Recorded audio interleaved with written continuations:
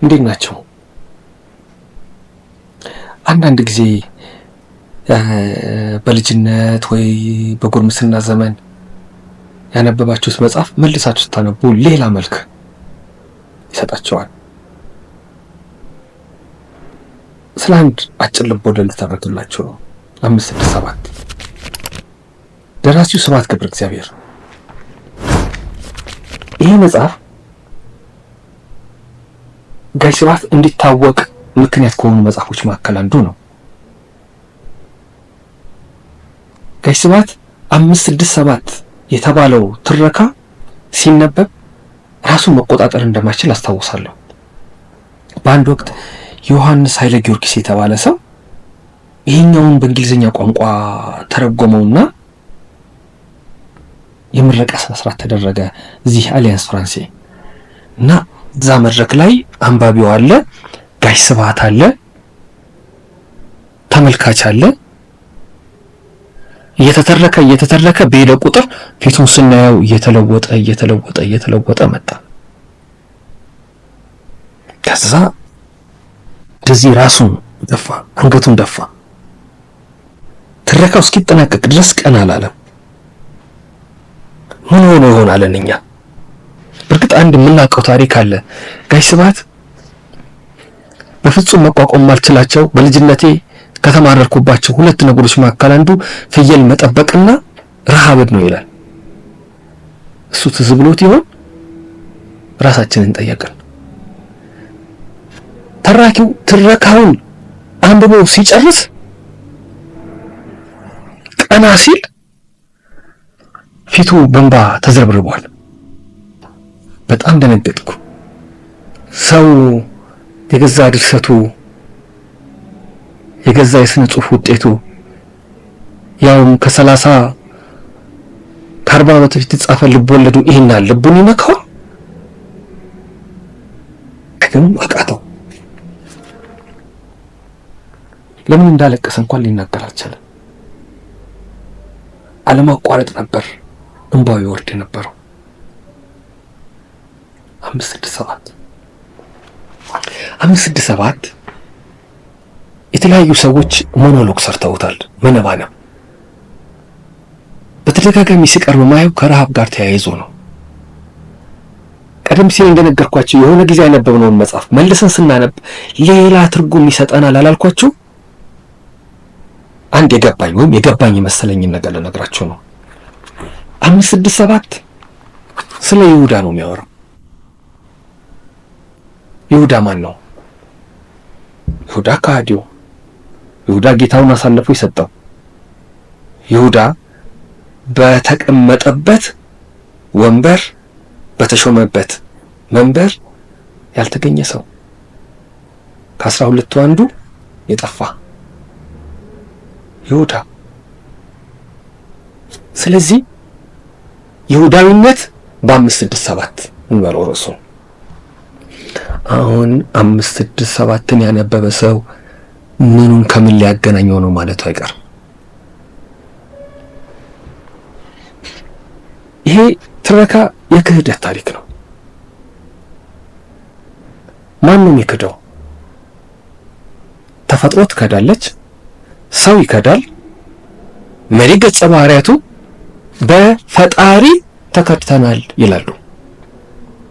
ስለዚህ 3 መልክ አለው ማለት ነው። ሉቃኒት ሲጀምር ምን ይላል? የዛሬን አርገውና አቶ በርሱ ፍቃድ በጉርምስናቸው ዘመን የ3 ሰው ምሳ አይመልሳቸውም ነበረ። የዛሬን አርገውና ከተባለ በቃ ግልጽ ነው። የ3 ሰው ምሳ የማይመልሰው ሰው ጠንካራ ነበር፣ ሰውነት ነበረው፣ ውፍረት ነበረው፣ ግርማ ሞገስ ነበረው። የዛሬን አርገውና ዛሬስ ሰውየው ከሱ መነመኑ፣ ከሰውነት ተራ ወጡ። ለምን? ረሃብ ገባ ቤታቸው። አይደለም የሳቸው ሰውነት የልጃቸው የወርቁ ሰውነትም ቢሆን ከድንቡሽቡሽነት መስመር ወጣ፣ ቀጠነ፣ ከሳ፣ ኮሰመነ። ተፈጥሮ በሰውነታቸው ውስጥ ይታያል። የኔ ይሉት የነበረ ውበት፣ የኔ ይሉት የነበረ ሞገስ ተንከባክበው ሊያቆዩት ፈቃድ የሌላቸው ሰውነታቸው ካጠገባቸው ራቅ። ውፍረት ከዳቸው፣ ውበት ከዳቸው። አብሯቸው ለብዙ ጊዜ የቆየ የነበረ ነገር ትቷቸው ከሄደ ይሁዳነት አለ ማለት ነው። ይሁዳነት። ሌላው ይሁዳ ትዝ ይላችሁ እንደሆነ እዚህ መጽሐፍ ላይ አንድ ቦታ አቶ በርሱ ፍቃድ 5 ልጆች ነበሯቸው። ባለቤታቸው አቅም የሌላት ሆነች። ስለዚህ ልጆቻቸውን ማሳደግ ነበረባቸው። ወንድ ልጅ ይሰራዋል ተብሎ የማይገመተውን ስራ በሌሊት ተነስተው እህል መፍጨት ጀመሩ። ውሃ መቅዳት፣ እንጨት መልቀም ጀመሩ። ታሪኩ ባጠነጠነበት አካባቢ ወንዶች የሚያደርጉት ስራ አይደለም ይሄ። ጫካ ይገባሉ፣ እንጨት ይሰበስባሉ፣ ያጠራቅማሉ። መሸት ሲል ላይን ያዝ ሲያደርግ ያጅ መጪው ወጭ ወራጁ ሲቀንስ ያንን ቀን የለቀሙትን እንጨት ተሸክመው ወደ ቤታቸው ይዘው ይሄዳሉ። ይህን ማድረግ የሴቶች ስራ ነበረ። ሚስታቸው ግን ታማሚ ናት። ልጆች መኖር አለባቸው፣ መበላት አለበት። ወቅቱ ደግሞ ረሃብ ነው። በነገራችን ላይ 567 የተጻፈው በ1967 ነው። ይሄ አጭር ልቦለድ የወጣው ለመጀመሪያ ጊዜ አይቼዋለሁ መነን መጽሔት ላይ ነው። ተጀምሮ እስኪያበቃ ድረስ በወሎና በትግራይ አካባቢ ስለነበረ ረሃብ የሚያትተው። ንጉሱ ከስልጣን ወርደዋል። ጊዜያዊ ወታደራዊ አስተዳደር ደርግ ተቋቁሟል። ተደብቆ ነበር የተባለ ረሃብ ይፋ መውጣት ተጀምሯል። ስለዚህ በወቅቱ የነበሩ ደራሾች ለእንደዚህ አይነት ጉዳይ ስሜታቸው ስስ ነበር ማለት ነው። ልክ ጋሽ ጸጋዬ ረሃብ ስንት ቀን ይፈጃል ብሎ እንደጻፈው ብርሃኑ ዘሪሁን ማዕበል የአብዮት መባቻ ማግስት ዋዜማ ብሎ አከታትሎ እንደጻፈው ጋሽ ጸጋዬ ገብረ መድኅንም ልክ እንደዚሁ ሀው በ6 ወር እንደጻፈው በዘመኑ የነበሩ ደራሲዎች ረሃብ አንዱ ትኩረታቸው ነበረ ማለት ነው። ስለዚህ ይሄ ጋሽ ስብሐት በወጣትነት እድሜው ከ24 ዓመቱ እስከ 39 ዓመቱ ድረስ ባሉት እድሜ ክልሎች የተጻፉ አጫጭር ትረካዎች ናቸው እዚህ ውስጥ ያሉት እና ረሃብን የማወቅ ከተራቡ ሰዎች ጋር የመገናኘት ያኔ ከየጠቅላይ ግዛቱ ተሰደው ከመጡ ረሃብ ቤታቸው ከፈተናቸው ሰዎች ጋር የመገናኘት እድል ነበረው ማለት ነው። አጋጣሚ ነበረው ማለት ነው። ከተኖረ ህይወት የተቀዳ እንደሆነ ገምታለሁ። ይሄ 567 የመሪ ገጸ ባህሪው የበርሱ ፍቃድ ብቻ አይደለም። እሱ ፍቃድ ታመመ፣ ተጎዳ፣ በረሃብ አቅም አጣ። አንድ ቀን ደራሲው ዕለቱ ዓርብ ነበር ይላል። አስቡ፣ ዕለቱ ዓርብ ነበረ። ዓርብ እና በዕለተ ዓርብ ሲመጡ ልጃቸው ያለቅሳል። ያ ሲያምር የሚሉት ድንቡሽቡሽ ልጃቸው ሲያለቅስ አገኙት። ይሄ መቸገሩ፣ በረሃብ የተነሳ መጎሳቆሉ፣ መራቆቱ እንዳለ ሆኖ ሲያለቅስ ጓሮ ሲያገኙት ምን ሆንክ ሲሉት እማማ ሹምነሽ ናቸው። እገሌ ጋር ሄደህ ይሄንን ዕቃ ይዘህ ና አሉኝ። በፍጥነት የመጣህ እንደሆነ ይህን እችን የተፋዋትን ምራቅ ሳትደርቅ የደረስክ እንደሆነ እንጀራ ሰጣለሁ አሉኝ። ሄጄ መጣው እየሮጥኩ አልደረቀም፣ ምራቁ ግን ደርቋል ብለው ከለከሉኝ ብሎ ሲነግራቸው ስቅስቅ ብሎ ያለቅሳል። ተመልከቱ፣ ይሄም ይሁዳነት ነው። ይሁዳዊነት አልደረቀም፣ ልጁ አይቷል። ያን ሁሉ ፍጥነት፣ ያን ሁሉ ክንፍ አውጥቶ መብረር፣ የታዘዘውን ማድረግ፣ አምጣ ያሉትን ማምጣት ያችን እንጀራ ለማግኘት ነው፣ ረሃቡን ለማባረር ነው። ሴትየዋ ግን መስጠት አልፈለጉም። ስለዚህ ወይ ደርቋል እኮ አሉት። አልደረቀም አለ። አስቡት ህመሙ፣ ስሜቱ። በተለይ አባቴ ይህንን ሲረዳ የልጁ መከዳት አይደለም እህል እንዴት ብርቅ እንደሆነ ያን ሁሉ ከብቶች ያሰማራ የነበረ ሰው እነዚያ ሁሉ በጎች የነበሩት መጨረሻ ባዶ ቀርቶ ባል አንድ በሬ ብቻ ሆኖ ልጁ የሚበላው አጥቶ የሰው ፊት ሲገርፈው እንደ አባት ያመዋል። ልጁ ደግሞ ይሁዳዊነትን ነው የሚያስተውለው። ዘደተ ሰውነት ከዳቸው። ተፈጥሮ የሰጠቻቸው ሰውነት። ቀጥሎ ደግሞ እነሱ ራሳቸው ከመሰሎቻቸው ጋር የነበረ ግንኙነትም በመካካድ ሲሞላ እናያለን። ሌላኛው ደግሞ ራሱ ሰው ያረባውን ሰው ያሳደገውን ሰው በሕይወት ያቆመውን እንስሳ በክፉ ቀን በፈተና ጊዜ ሲያርደው ይታያል። ሲሳይን አረድኩት ይላል በእርሱ ፈቃድ።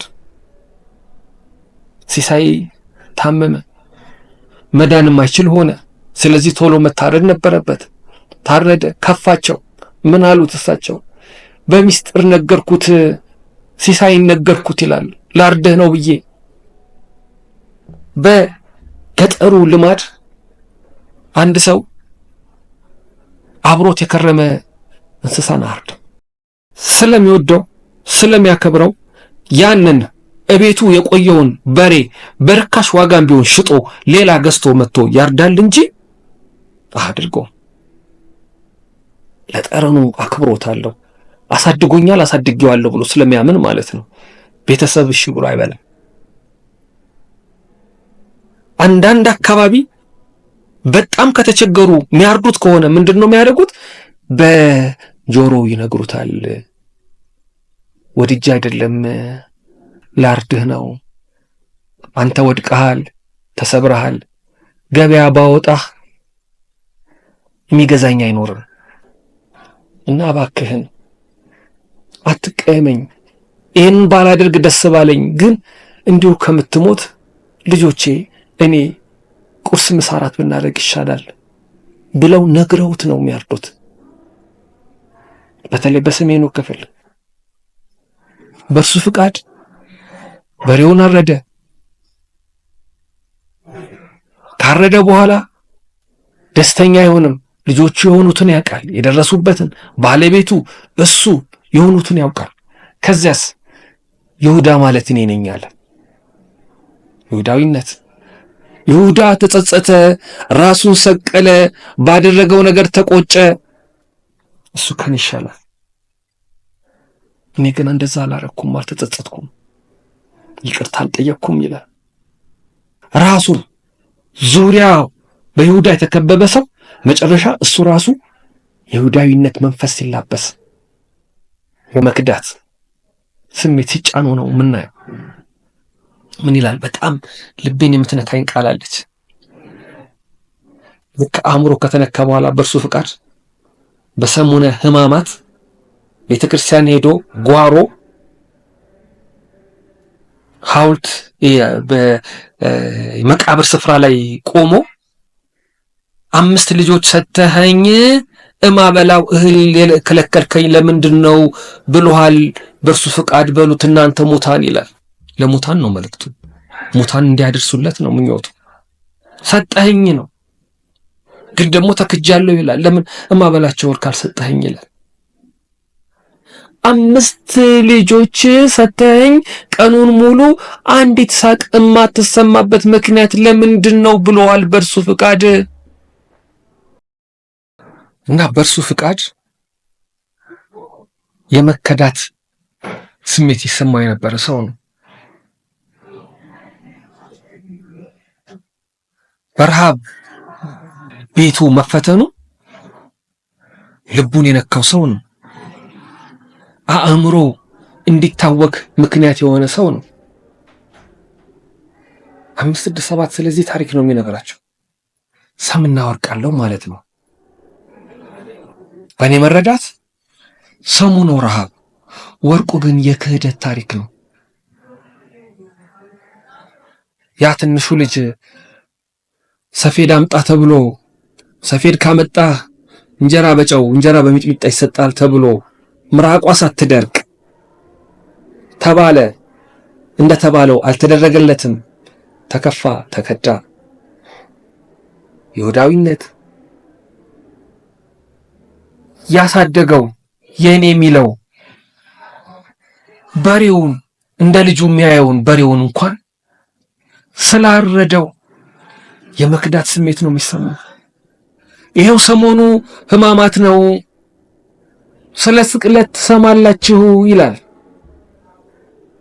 ግን ማን ነው ለልጁ ብሎ ያልተሰቀለ? ማን ነው ለልጁ ብሎ መከራን ያልተቀበለ? ገጸ ባህሪውን ሆናችሁ ስታስቡት ነው የሚያማቸው፣ ልባችሁ ሁሉ የሚነካው ማለት ነው። እና የመጨረሻዎቹ ጥቂት አንቀጾች ባነባቸው ነው የሚሻለው እና በሱ ብንጨርስ 5 6 7 5 ልጅ 6 እናት 7 አባት። እንግዲህ ሰሞኑን ስለ ስቅለት ትሰማላችሁ። ግን ማን ነው ሰው ሆኖ ያልተሰቀለ? ማን ነው በልጁ ልቅሶ ያልተቸነከረ? ማን ነው በሚስቱ ሞት ያልተቀበረ? ደጋግሞ ሊነሳ ደጋግሞ ያልተቀበረ ማን ነው? 5 6 7 ገሃነም ትገባላችሁ ይሉናል። የት ነው ያለ ነው? ገሃነም አይደለምን? ኧረ ተው፣ ኧረ ወዲያ። ሰማይን አንጋጠው ቢያዩት ደመናቶ ራቁቱን ቀረና በጸሎት ቢጨምቁት ጠብ አለና ምድር ጓጉቷ ተነቃቅታ ደርቃ ቀረችና የይሁዳን በሬዎች አንድ ባንድ ከዱትና ታማኙ አልሞት ባዩ ጀግናው ሲሳይ ብቻ ቀረ። ቀንበር ሊሸከም ሞፈር ሊጎትት አብሮት ሊሰራ እስከ መጨረሻ 5 6 7 ይሁዳ ግን ከሃዲ ነውና በሬውን ሊሸጠው ተነሳ። ገዢ ታጣ። እንግዲያው ና ሲሳይ የመጨረሻ ወዳጄ የምነግር ነገር አለ አለና ወደ ጓሮ ወሰደው። በስመ አብ ወወልድ ወመንፈስ ቅዱስ አሐዱ አምላክ። የመጨረሻ ምስጢራቱ በስለት አረዳው። በሬው በዝምታ ነፍሱ ሰጠ። ወየው ወየው ወየው ዘመዴን፣ ወይኔ ወዳጄን፣ ወይኔ ሲሳይን፣ ወይኔ እያለ እየተወዘወዘ የመርዶ የቀብር ለቅሶ አለቀሰ። ከዚያም ለቅሶውን ድንገት አቋርጦ ካጠገባቸው ትልቅ ድንጋይ አነሳ፣ ተንበረከከ፣ ድንጋዩን ተሸከመ፣ ትከሻው ላይ ተሸከመ። ማረኝ አንተ የዳዊት ልጅ ይቅር በሉኝ አባ አላቸው። እግዚአብሔር ይቅር ይበለን፣ አልፈልግም የሱን ይቅርታ ብሎ ተነስቶ በንዴት ድንጋዩን ወደዛ ወረወረው። የተበደለ ምን ይቅርታ ያስፈልገዋል?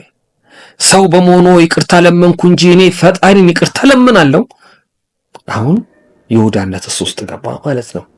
አሁን እሱ ራሱ ፈጣሪውን ካደ ማለት ነው። ሰው ተፈጥሮ ሲከዳው አየን።